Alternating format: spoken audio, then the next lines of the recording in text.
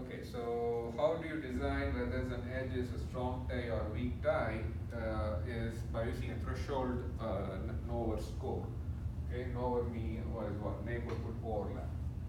So we all know how to calculate neighborhood overlap. We saw it in detail last time. So for a given graph, we determine the NOVER scores for the edges, and we will see a procedure to come up with a threshold NOVER score, an appropriate value for threshold NOVER score. Just for time being, assume that you have some threshold NOVER score, and all you then need to do is just classify the edges as strong ties or weak ties based on the threshold NOVER score. So if the NOVER score for an edge is less than or equal to the threshold, that edge is classified as a weak tie. Okay, and if it is greater than the threshold, it is classified as a strong tie. And again, the underlying reason behind that is if the neighborhood overlap is less for an edge, it means what? Majority of the neighbors have to go through this edge for shortest path communication. If the neighborhood overlap is high, they will not go through that edge. So if your neighbors have to go through you, it means between these two end vertices, right? So if you're looking at an edge UV, and if the neighbors of U and V have to go through the edge UV for shortest path communication, it means there are not several edges connecting the vertices between these two set of, like between this community and this community, basically.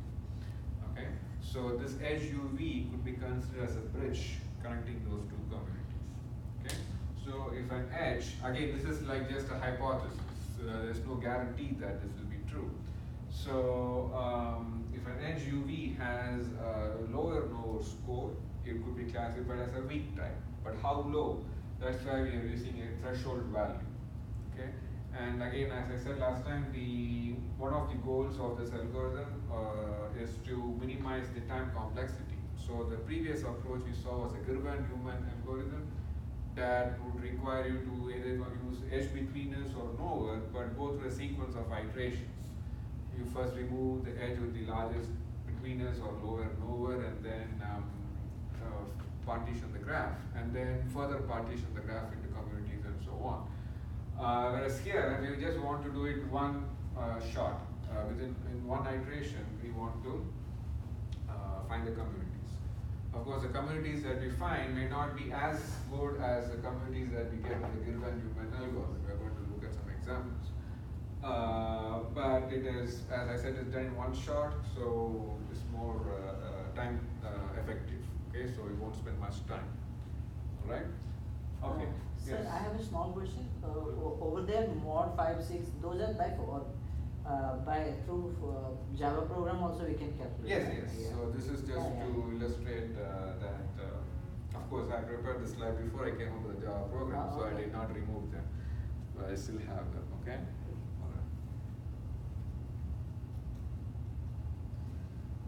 Okay, so we saw this example last time, right? So let us go through the procedure to find the threshold NOVER score. So for this, there is a property called strong triadic closure property. So what this property means is, if, say, for example, you have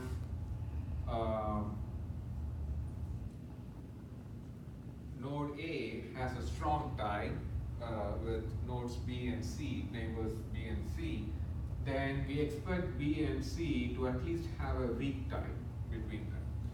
If this is true, okay, for every node, so A may have again several other neighbors, say D, and if it has a strong tie with D, then you expect C and D to have at least a weak tie, as well as B and D to have at least a weak tie, because A has strong ties to B, C, and D. So you expect BC, CD, and BD to at least have a weak tie. So again, strong tie or weak tie is based on the NOVER score and the classification based on the threshold. Okay. So we would require, if this is satisfied for all nodes, if the strong triadic closure property is satisfied for all nodes, then what is that minimum NOVER score, okay, for which this property is satisfied for all nodes? Of course, if no edge with your neighbor is a strong tie, everything is a weak tie, then you wouldn't need to even check for this, right? Because you check for this only if you have strong ties to two of your neighbors. So if you have a weak tie to D, you don't need to worry about the edge for D with C or edge for D with B. Then all you need to worry about is whether B and C are connected with an edge. Is that clear? So you only check for satisfaction of the strong triadic closure property only if you have strong ties with your neighbors. Okay. So which means so when did I say last time that all edges could end up being classified as weak ties? For under what circumstances all edges could end up getting classified as weak ties based on threshold NOVER score? If the threshold NOVER score is what? 1, right? If the threshold NOVER score is 1, then all the edges are going to have NOVER scores less than or equal to 1. By no chance they can be above 1. So if the threshold is 1 and all the edges have NOVER scores less than or equal to 1, then all the edges are going to end up being classified as a weak tie. No edge is going to be a strong tie. Is that clear? So that is one extreme.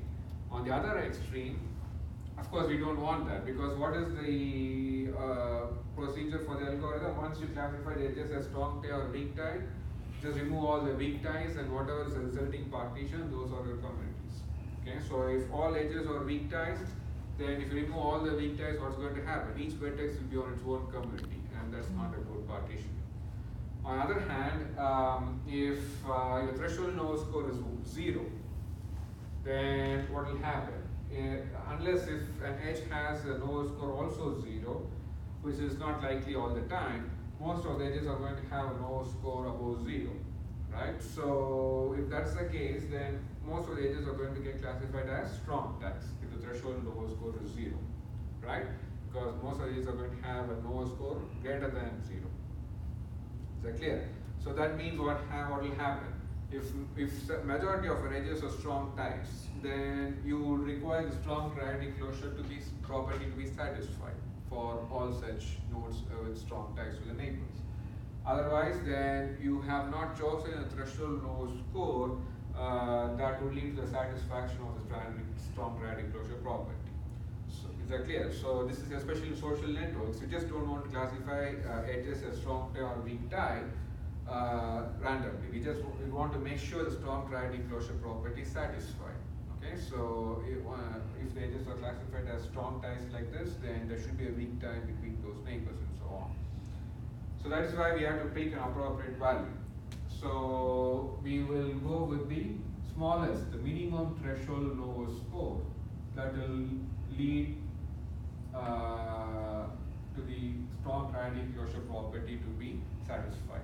Okay, so the minimum NOVER score that would satisfy the strong triadic closure property is the threshold score. Okay, so let us see an example how to do that.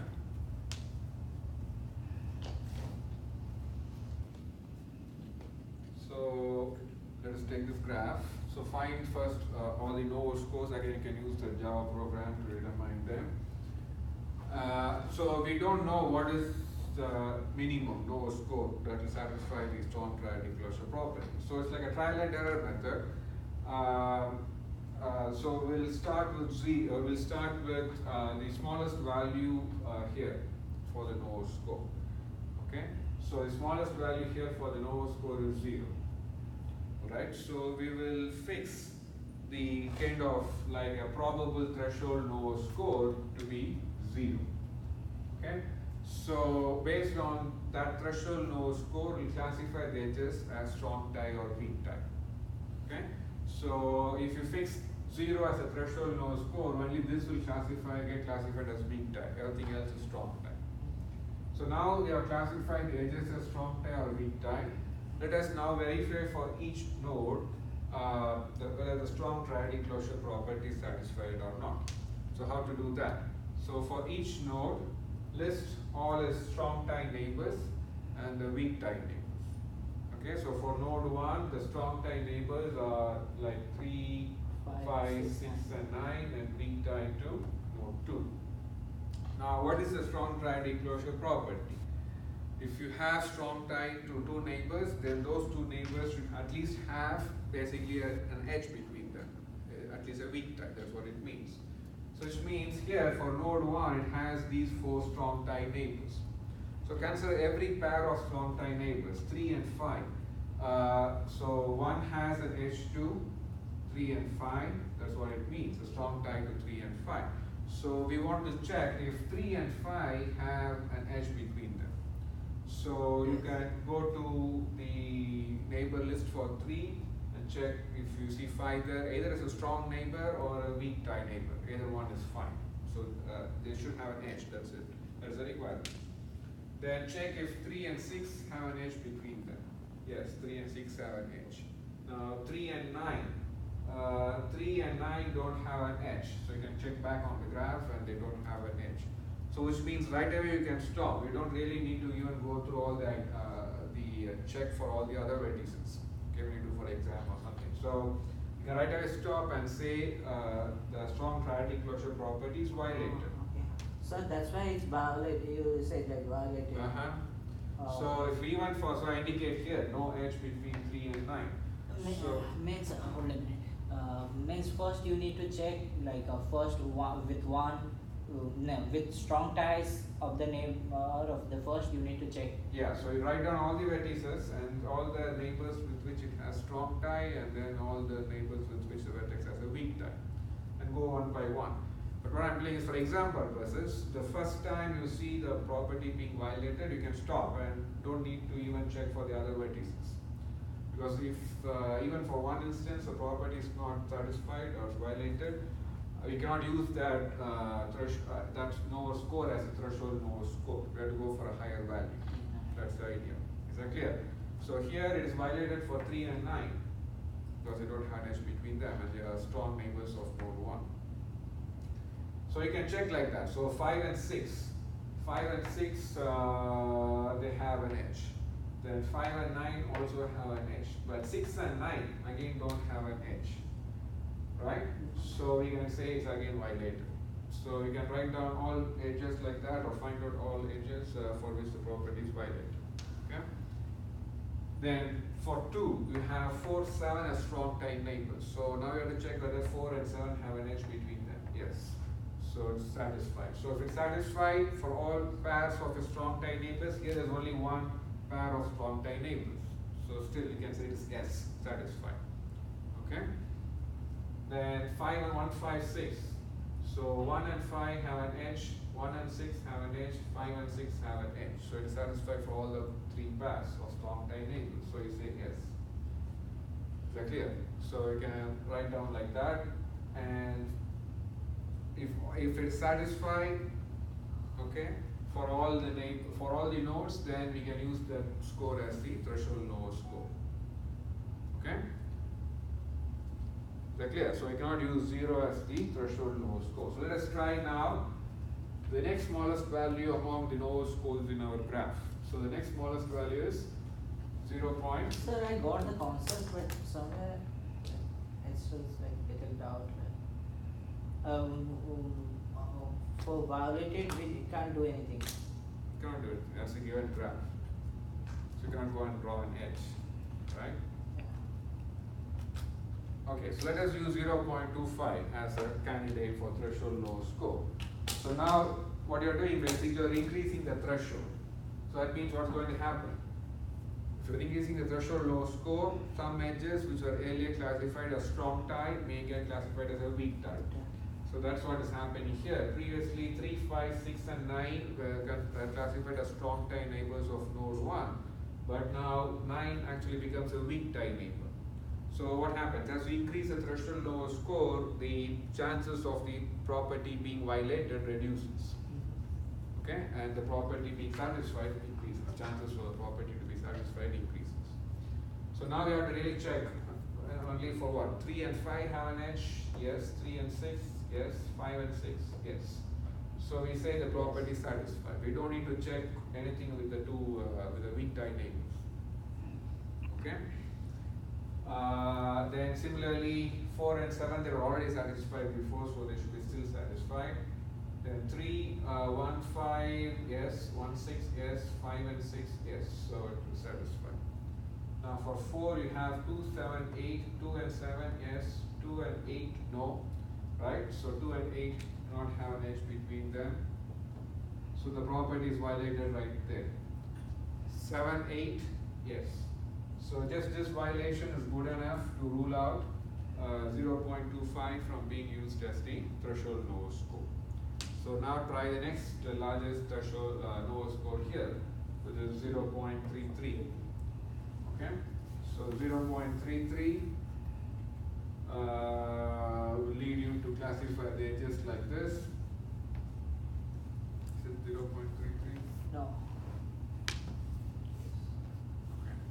Alright, so 0.33, this is a classification of the edges as strong tie and weak tie neighbors. Alright, so let us look at node 1, which has only one strong tie neighbor. So with only one strong tie neighbor, we cannot really check for whether the set property is satisfied or not.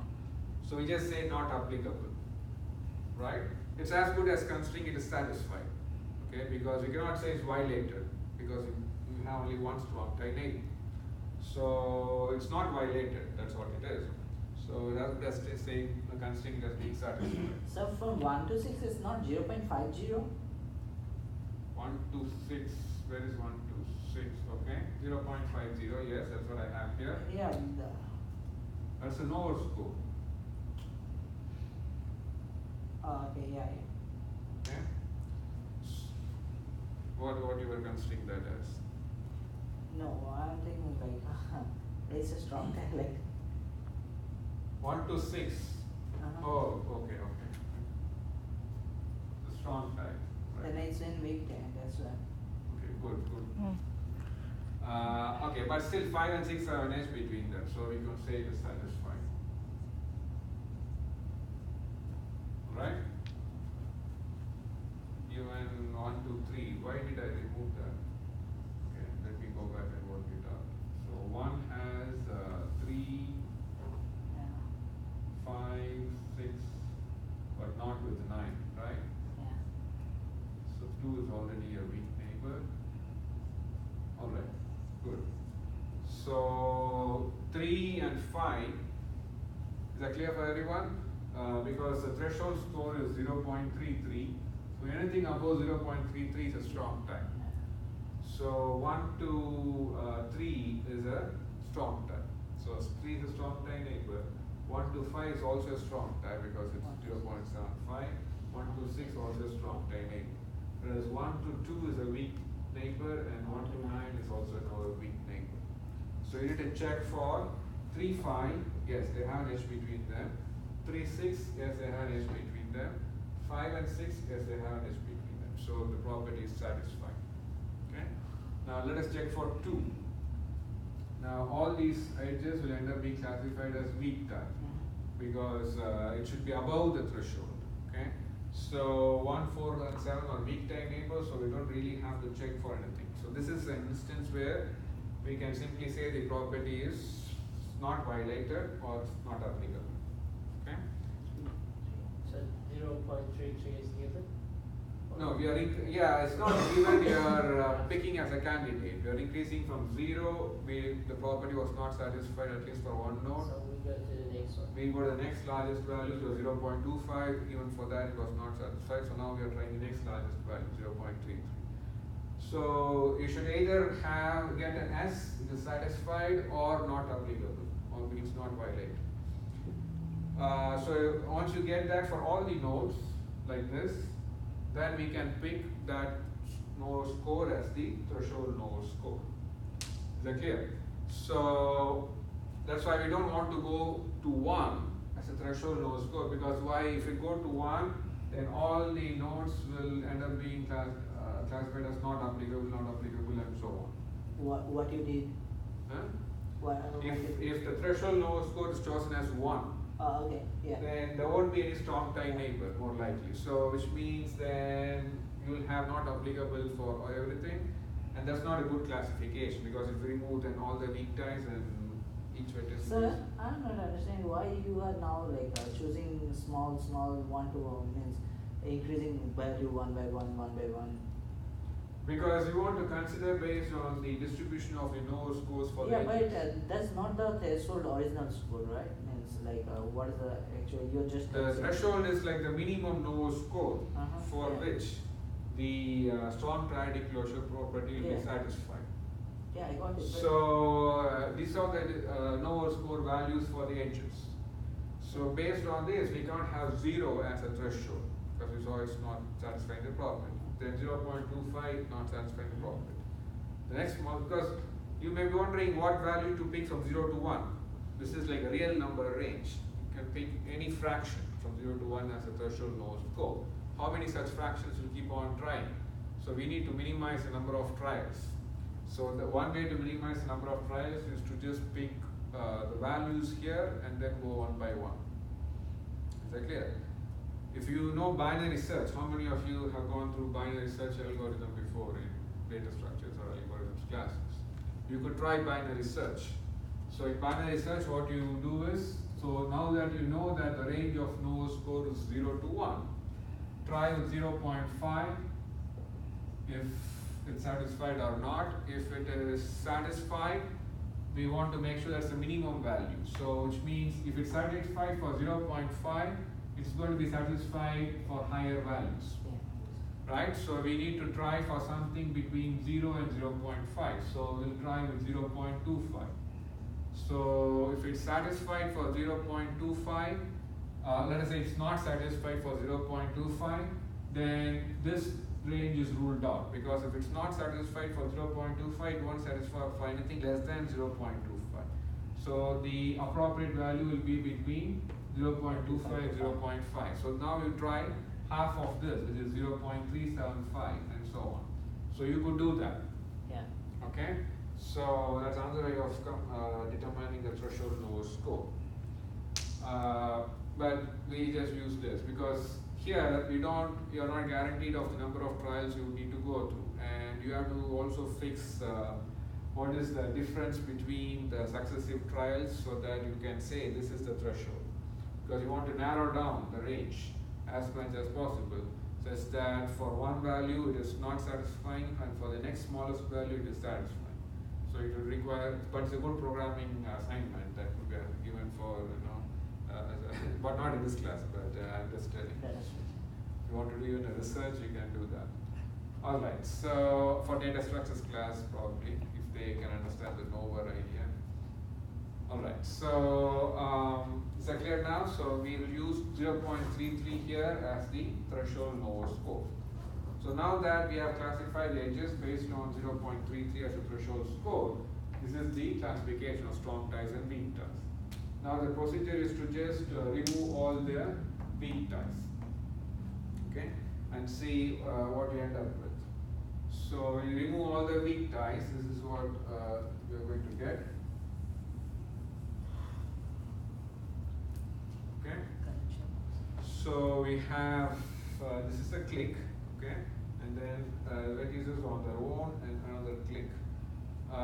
So we can find the modularity score of this partitioning, right? You know how to find the modularity scores, right?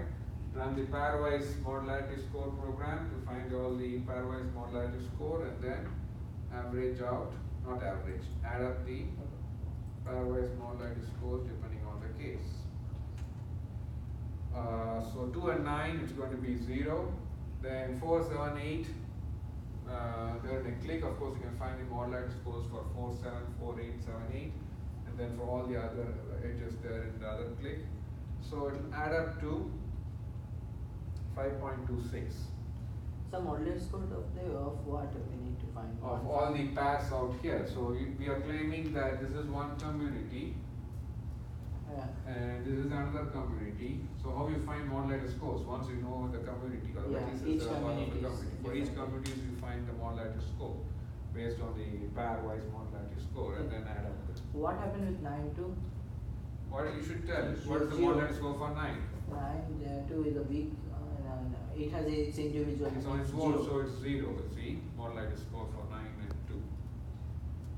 Okay. I think we also considered a similar graph for, or same graph for the other algorithms. Let us go back and see.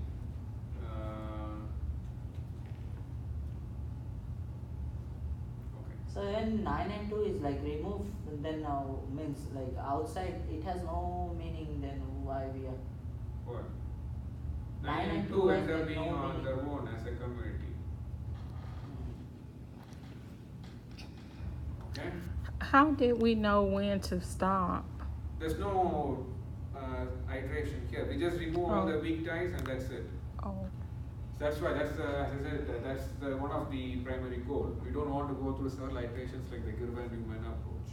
No, first you did like 0.25. Oh yeah, 0. if you're asking about that, yes. What is the minimum NOVER score for which the property is satisfied? Remember I said? So, like you went through a trial and error approach kind of here. So you started with 0. And at least for one node it was violated, right? So we cannot use 0 as a threshold score. So we go with 0.25, the next largest value.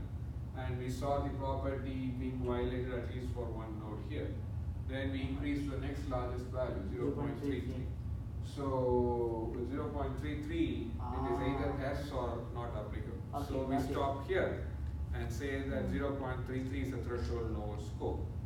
And based on that, we classify the edges as strong ties or weak tie and remove all the weak ties. So that would lead to the partitioning of the graph into some clusters. Between the no ties, then we need to stop on that one. If it's not violated, you can stop there. So what it means is if it's not violated for 0.33, it's not going to violate for 0.5 or higher. Right?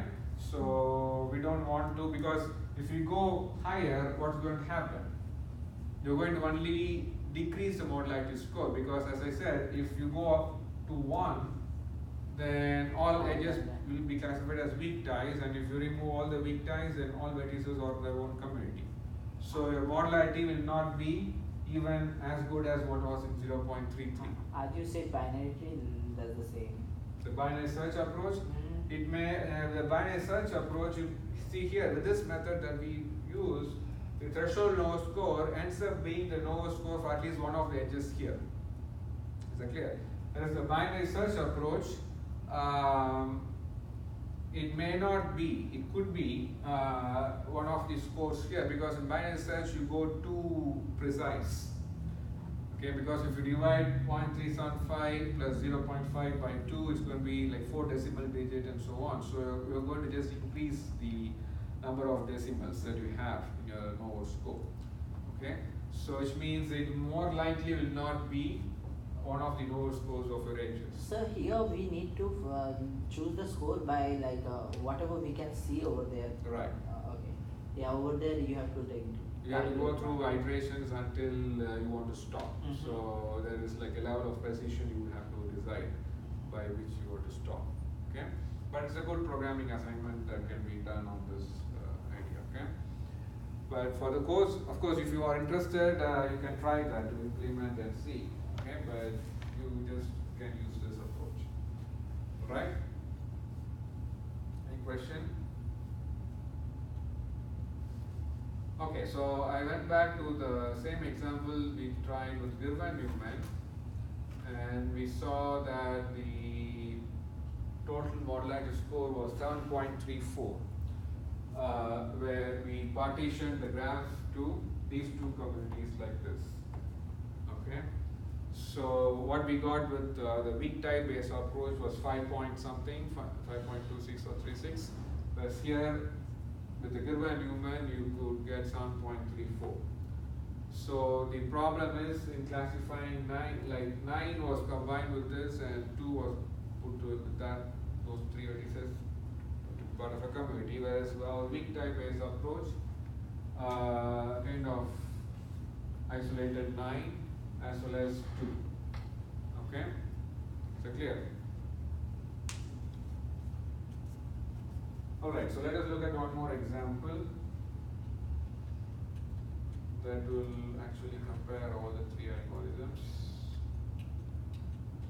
Okay, so again, so this is the graph. So the threshold, the node scores are like this. So there's no zero among the node scores, right? So if you pick 0 as your candidate for threshold node score in your first trial, what's going to happen?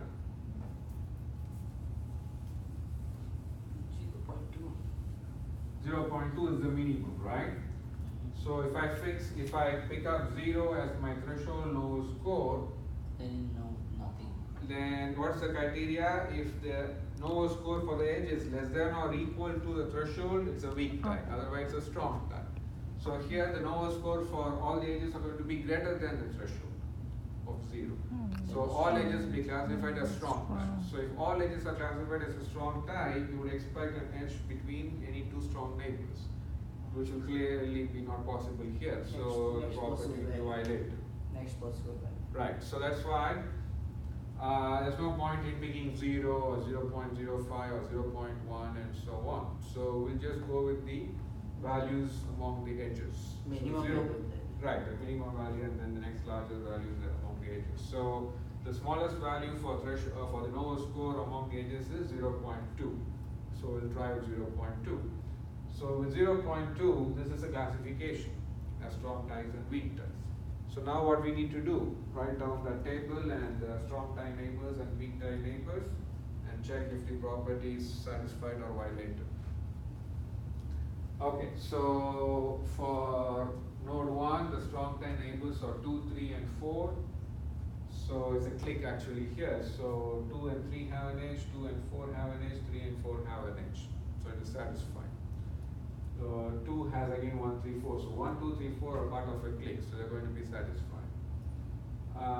Then 5 has 6, 7, 8. So it is also a click, so that's going to be again satisfied. So of course you can try it like I have listed here. So let us pick for node 9. So node 9 has only one strong tie neighbor, which is node 10. Okay.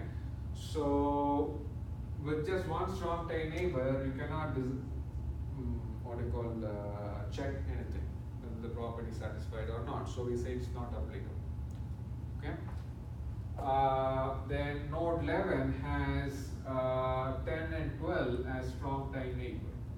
So once you have 10 and 12 as strong tie neighbor, just check if they have an edge between them. No. So there's no edge between 10 and 12. So which means the property is violated. Okay. Is that clear? Node 11 has 10 and 12 as strong tie neighbors and they don't have an edge between them, so the property is violated. So if it's violated even for one node, you can stop there and say that's not the appropriate threshold lower score.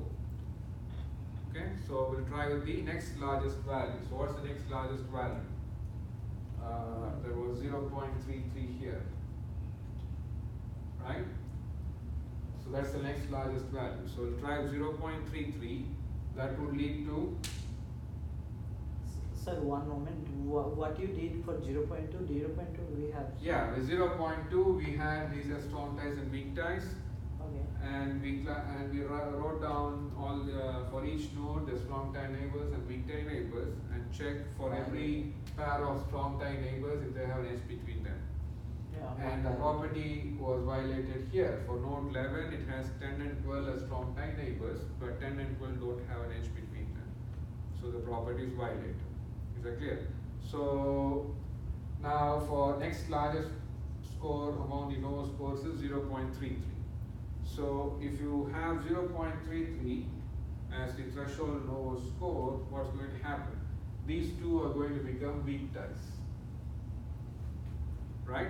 So that's the only node 11 that was a problem before, right? Even this is going to become a weak tie.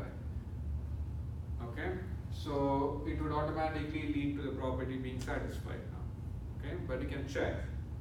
Sir, when you are doing not available, in Not what applicable, case it's not not available. available? In Not what case- available. No, it's not applicable.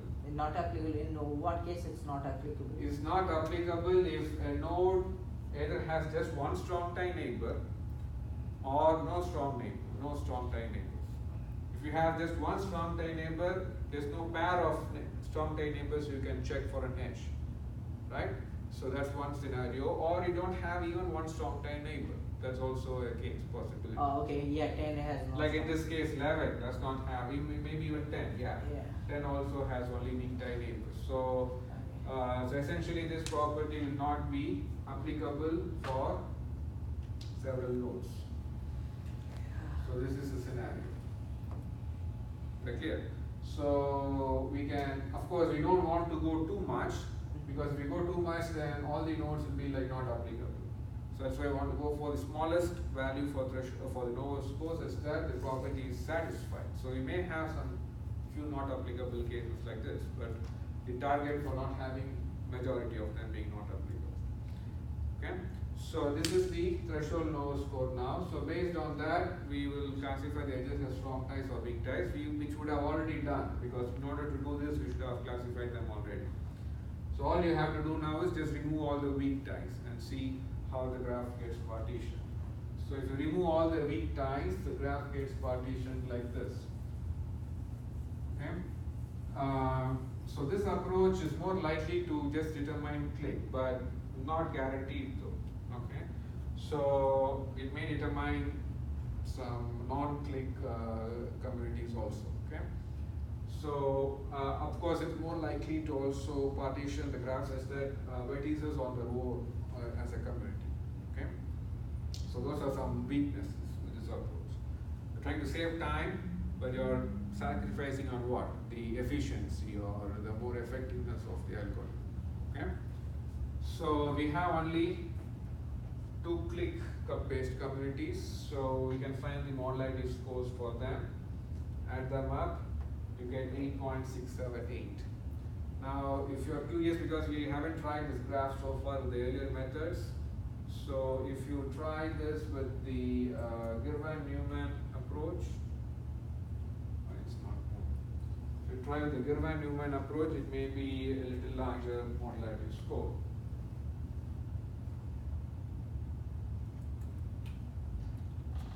Yeah, so this is the neighborhood overlap based Girvan-Newman. So if you go through the procedure for that, you classify 9, 10, 11, 12, 13 as one community. Okay? So that would lead to a modularity of 12.403. Okay? So Girvan-Newman approach on NOVER, we could try with H-betweeners if you want to as a practice, would lead to this kind of partition. So you have these 5 vertices, even though they are not a click, Girvan-Newman approach classifies them into one community. Okay? And that would indeed lead to an increase in the total modularity score. Okay, so the last topic in this module is homophily based community detection. You all know what homophily means? Taken a biology class.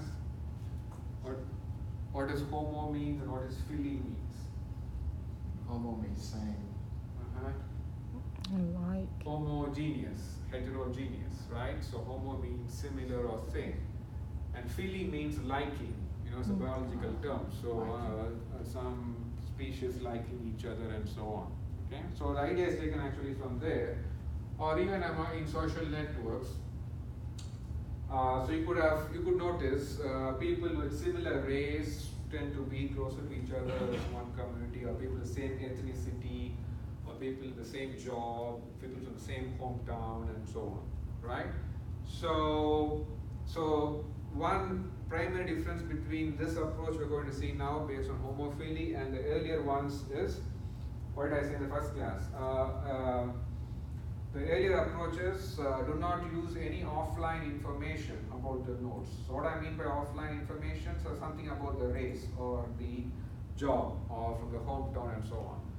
But the approach you're going to see now uses some additional information other than what? The topology. So the approaches you have seen so far just uses the graph and uses, say, determines, say, the edge betweeners or the neighborhood overlap, all this stuff, weak ties, strong ties, anything. We did not use anything offline, which means no additional information about the nodes were used to do community detection. But now we are going to use some additional information in addition to the edges in the graph, nodes and edges. We are going to use some information about the nodes.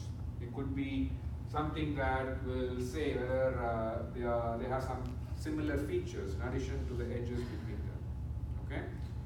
So let us say you are interested in two communities.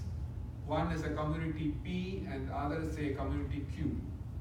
So we want to check whether a given graph has these two communities or not. Okay.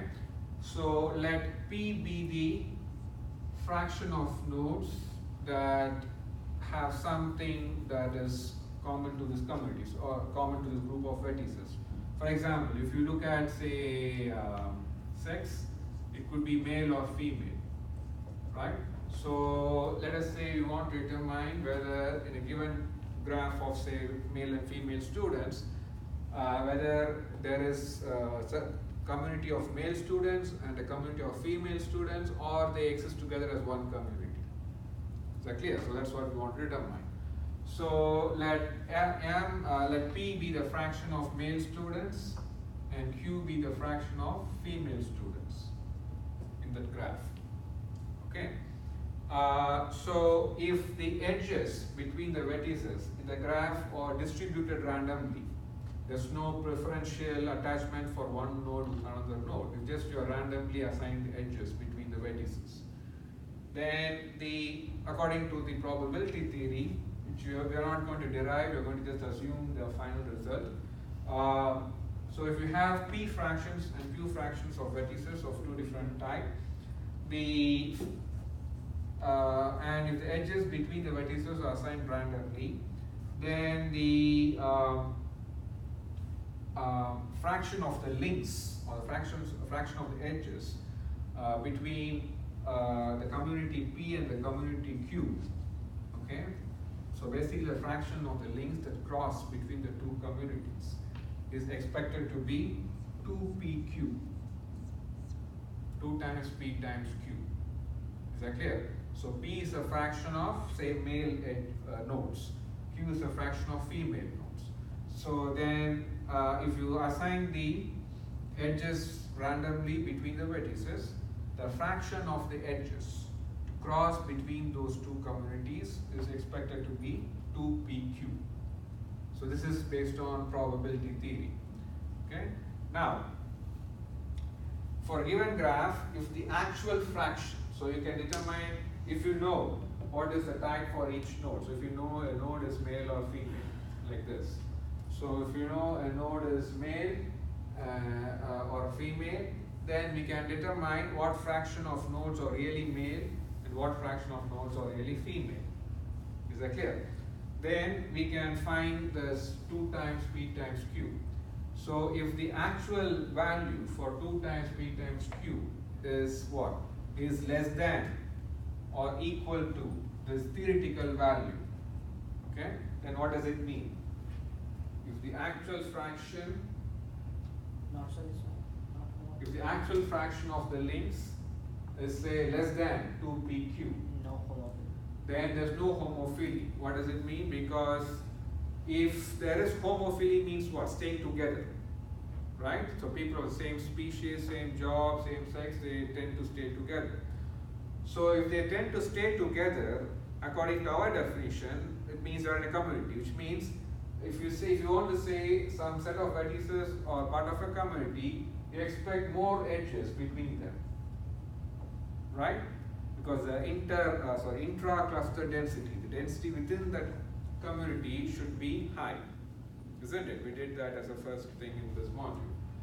So if the actual fraction of edges, okay, between the male and female students is less than the expected value of 2PQ, it means there are few edges, relatively few edges within that grouping of vertices together, male and female.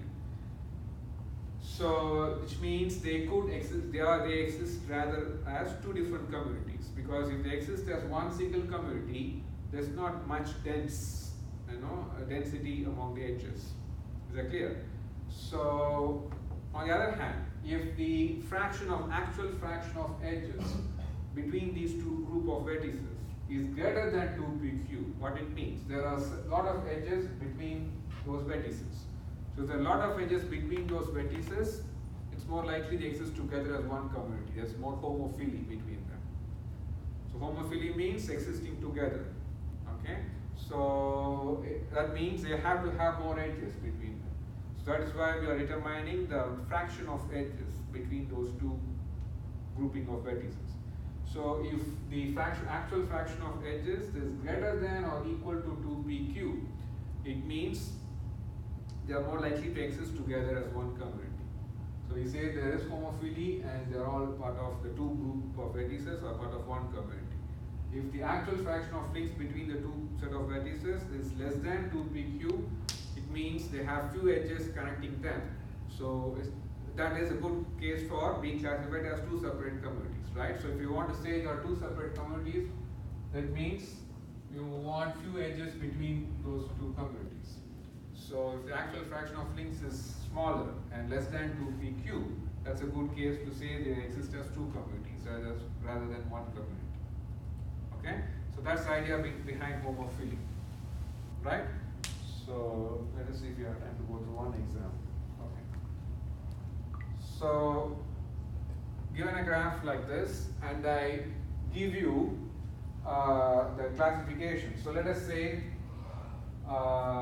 we have male and female students, and I tell you, in addition to the graph, I'll give you this information. So these are the male students and these are the female students. So based on this information, you should be able to decide whether they exist as one community or two separate communities. Okay? So what's the first step? You have to determine the number of edges in the graph. So why? Because you need to find the fraction of edges between the two set of vertices. So how to get the number of edges? You can manually count or sum all the degrees of the vertices and divide by 2. That should get you the number of edges. Okay? And of course you know it's a graph of 10 vertices. And given this information, your first step would be to find the fraction of male students. Okay? So, and fraction of female students. So just count the number of male students divided by the total number of nodes. That's going to be the fraction of male and fraction of female students. Okay, so those are the P and Q. So now that we have your P and Q as 0.6 or 0.4, the expected fraction of links between male and female students is 2 times P times Q, if the edges are assigned randomly between them. So that's going to be 0.48. So now what you're going to do, find the actual fraction of links between male and female students. So now that you know these are male and these are female students, so I have colored them green and yellow, and I have indicated the edges between male and female students with the red color. So you have 1, 2, 3, 4, 5, 6. There are 6 edges between the actual edges between male and female students in this graph, right? So what is the fraction? There are totally 20 edges. So 6 out of 20 are the edges between male and female students. So that is 0.3. So now we need to compare the 0.3 with our 2pq, which was 0.48. Right? So 0.3 is less than 2pq or 0.48. So which means what? They exist as one community or two separate communities? Two communities, right? Because if it's less than the threshold, two separate communities. If it's only greater than or equal to the threshold, they exist as one community. So why you did 6 by 20? Because we want to determine the actual fraction of edges between the male and female students. Right? That was our original procedure, right? So once we find the P and Q, the fraction of male and female students, if the edges in the graph are assigned randomly between the vertices, the expected fraction of male and female edges between male and female students is 2 times P times Q. But I'm asking. But this is the actual. So this is the expected from theory, from probability theory, if the edges are assigned randomly. But we want to check if there's really a random association or some preferential association. What I mean by preferential association, whether the male students tend to talk more to just male students and female students just tend to talk more to female students. That's the case, there exists community between them, right? So that's what we observe here. There are 20 edges out here in the graph, and only 6 of them are between a male and female students. So the remaining 14 edges are between 2 male students or between 2 female students, right? So we want to find that fraction of edges between a male-female student in the graph, the actual fraction. So which is 6 over 20. 6 for male You have to students. count 1, 2, 3 between a male and female students. Oh, okay, yeah. Okay. Right. So that's why I colored the vertices Okay. differently so that you can count easily. Okay. Okay. So the actual fraction comes out to be 0.3 less than 2p cubed. So that means they exist separately as 2 communities. Okay. All right. So let us see. I have another example where there are 3 set of vertices. Okay. So we have here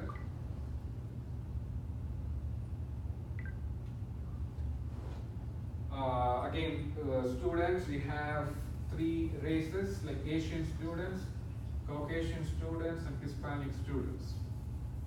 Okay, so given a graph like this of 20 vertices, I give you the type of students. Okay, one of these categories. So now we want to determine whether there is a community of like any 2 possibilities, either Asian, Caucasian, or together as one community or separate. Any 2 pair. Okay, so Caucasian, Hispanic together or separate, or Asian, Hispanic together or separate. Is that clear? Okay. So again, the procedure is to find the fractions like PQ, but of course here we are having 3 set of vertices, so we find 3 fractions. What is the fraction of Asian students? What is the fraction of Caucasian? What's the fraction of Hispanic students? So just count the number of vertices, which is 6 Asian, so 6 over 20. Similarly, 7 over 20 for Caucasian and so on. Is that clear? So now what we need to do to decide whether there's an association or whether there's whether the Asian and Caucasian students exist as one community or not, we need to find what? The actual fraction of edges between the Asian students and Caucasian students. And find if that fraction is going to be less than or greater than what? The fraction of Asian and fraction of Caucasian, right? 2 times fraction of Asian, fraction of Caucasian. So let us do that. So we color the vertices differently. So this is actually Asian Hispanic. Okay. So the Asian students are in green color. The Hispanic students are in this blue color.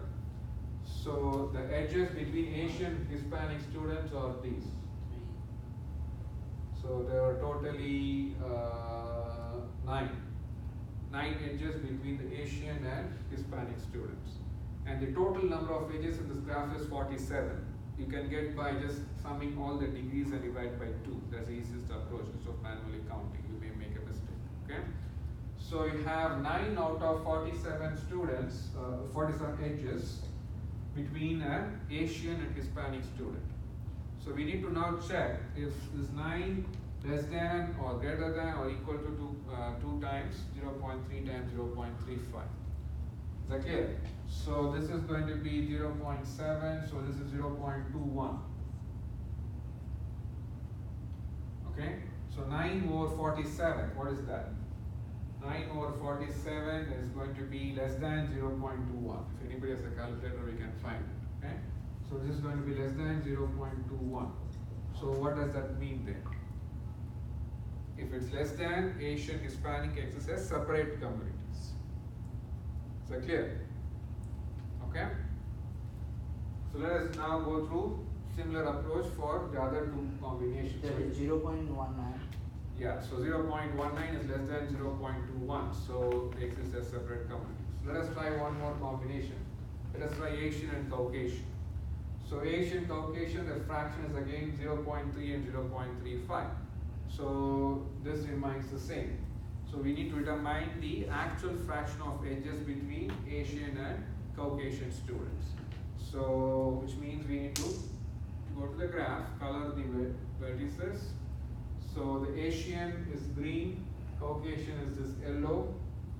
So these are the edges between Asian and Caucasian students. So count the number of edges between Asian and Caucasian students, it comes out to be 12. So what is 12 divided by 47? Quick. It should be close to 0.255. 0.25. So we have 0.25 is greater than 0.21. The expected fraction of edges between Asian and Caucasian students. So what we can say? It's They exist together or separate? community. If it's greater than, if the actual fraction of edges Homophily. is, Homophily. there's so homophily one between community. Asian and Caucasian, right? So they exist together as one community. So we cannot say that it's two separate communities. Okay? So let us do one more, a couple of minutes. So the last combination is what? Caucasian and Hispanic. So which means again, the actual fraction of links comes out to be 3. Okay, so only 3 out of 47 is between a Caucasian and Hispanic student. 0.06.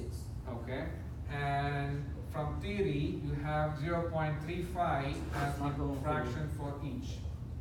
So this is going to be 0.06 is less than 2 PQ. Yeah, it's not homophily. So there's no homophily, so they exist separate. Separate. So the final partitioning is like this. So what was our result? Caucasian, Hispanic, the green and yellow colored vertices are together, and both are separate from the Hispanic students. Okay, so this is the final partition. Right, so stop with this. With that, we finish this module. I'm not sure that I posted exam 4. Is it posted? No.